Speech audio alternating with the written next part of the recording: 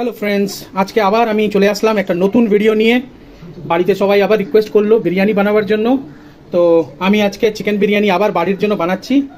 8 pieces of chicken. পেঁয়াজ বারিস্তার জন্য আমি পেঁয়াজ কেটে নিয়েছি।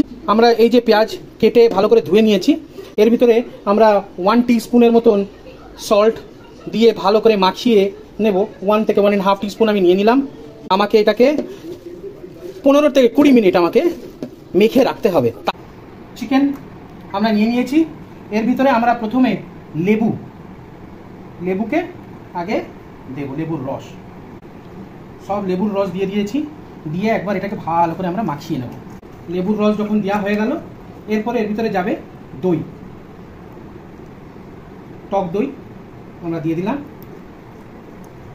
চেষ্টা করবেন বেশি টক না হলেই হলো, দইটাকে একটু টেস্ট করে দেখে নেবেন যেন বেশি টক না হয়। এর ভিতরে যাবে আদা রসুনের পেস্ট, যেটা আমি করে রেখেছি। এই আদা রসুনের পেস্টটা গেল, দিয়ে এটাকে আবার থেকে ভালো করে মেখে নেব। সল্ট অ্যাজ পার টেস্ট, আর কাশ্মীরি লাল মির্চ, যেটা অ্যাকচুয়ালি একটা কালার, 2 স্পুনের মতো নিয়ে নিলাম। যেহেতু আমি এটাকে ভালো করে আবার ভালো করে মাখবো। 2 হাত দিয়েই আমি কোট করছি, কি জন্য মশলাটা প্রত্যেকটা কর্নারে, মাংসর প্রত্যেকটা কর্নারে যেন চলে যায়।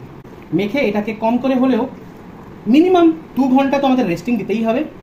যদি আপনি তার বেশি রাখতে চান আরও ভালো। চেষ্টা করবেন মিনিমাম 2 আওয়ার্সের জন্য আপনি এটাকে ম্যারিনেট করে রেস্ট করবেন। পেঁয়াজটা আমি যে নুন দিয়ে আমি অনেক দেরি অবধি আমি এটাকে মাখিয়ে রেখেছিলাম। এবার আমি এর থেকে যে এক্সট্রা জল আছে, দেখুন আমি এক্সট্রা জল বের করে আমি এটাকে আবার একটা নিয়ে নিচ্ছি, একটা অন্য ইয়ের ভিতরে জমা করে নিচ্ছি।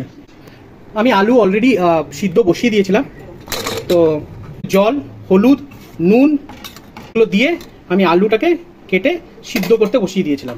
আমাদের 70 to 80% সিদ্ধ লাগবে, কেন কি পরে আবার যখন আমরা চিকেন, দেখুন আলুগুলোকে বের করে দিয়েছি প্রেসার কুকার থেকে। আমরা বাসমতি রাইস নিয়েছি, মোটামুটি আমরা 1 কেজির মতন বাসমতি রাইস নিয়েছি।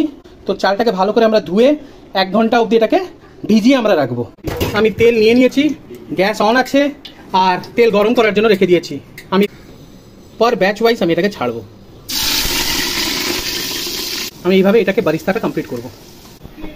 আমাদের এই বারিস্তা আমি একটা টিস্যু পেপারের উপরে সব রেখে দিচ্ছি। বারিস্তা কমপ্লিটেড, আপনি দেখতেই পাচ্ছেন কি সুন্দর আমাদের বারিস্তা হয়ে গেছে। বিরিয়ানির মশলার জন্য আমাদের কিছু মশলা আমাদের বাড়িতেই থাকে, কিছু আমাদের কিনতে হতে পারে। শাহি গোলমরিচ, কালো মরিচ, বড়া ইলাইচি, শাহা জিরা, এটা হচ্ছে আমাদের দালচিনি, চক্র, জিরে, লবঙ্গ, এলাচ, জয়িত্রী, আর আমাদের পানমুহুরি। সব মশলাকে আমি রোস্ট করে একটা বাটিতে নিয়ে নিয়েছি, যত মশলা ছিল। আর এটাকে আমি ঠান্ডা করতে দিয়েছি। দুটো আরও আইটেম আমার দরকার ছিল বলে আমি এটাকেও রোস্ট করলাম। এটা হচ্ছে শুকনো লাল মরিচ আর দুটো তেজপাতা, এই দুটোকেও আমি রোস্ট করে ঠান্ডা হতে দিয়েছি। এইবার এই সব আইটেমগুলোকে নিয়ে আমরা কি করব, একটা পাউডার বানিয়ে নেব। আর আমার বিরিয়ানি মশলা, যে শাহি বিরিয়ানি মশলা যেটা দোকানেও কিনতে পাওয়া যায়, সেটা আমাদের বাড়িতেই তৈরি হয়ে যাবে। আমি পাউডার করে নিয়েছি।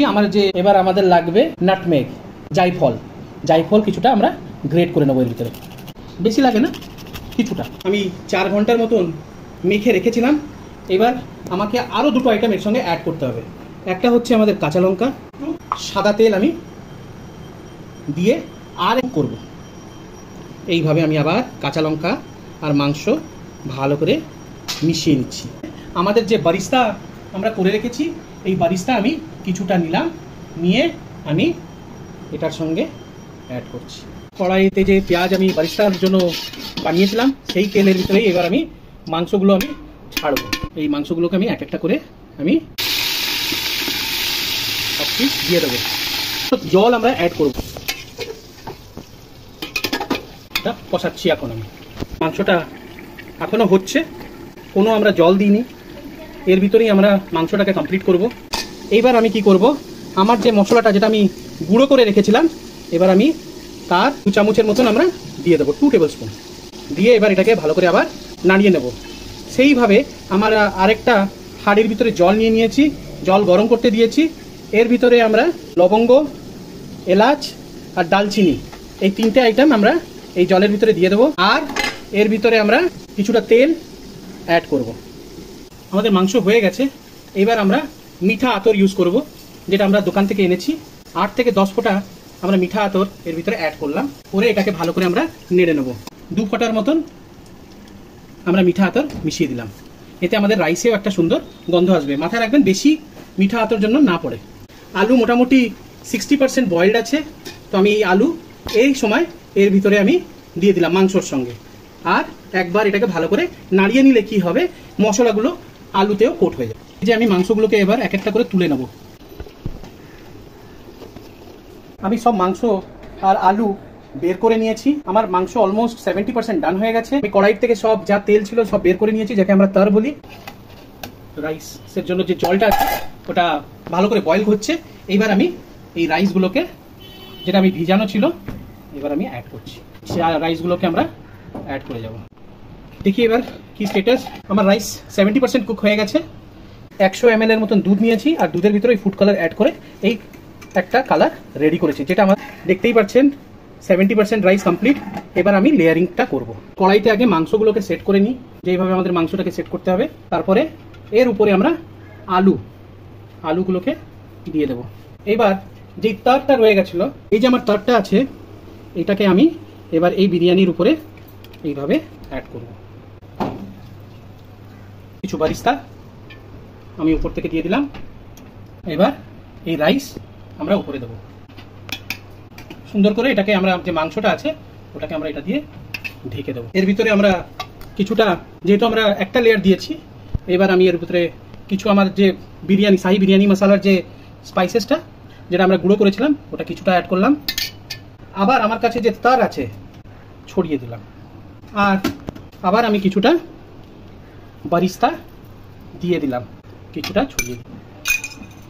তার উপরে আবার আমি একটা রাইসের কোট করছি।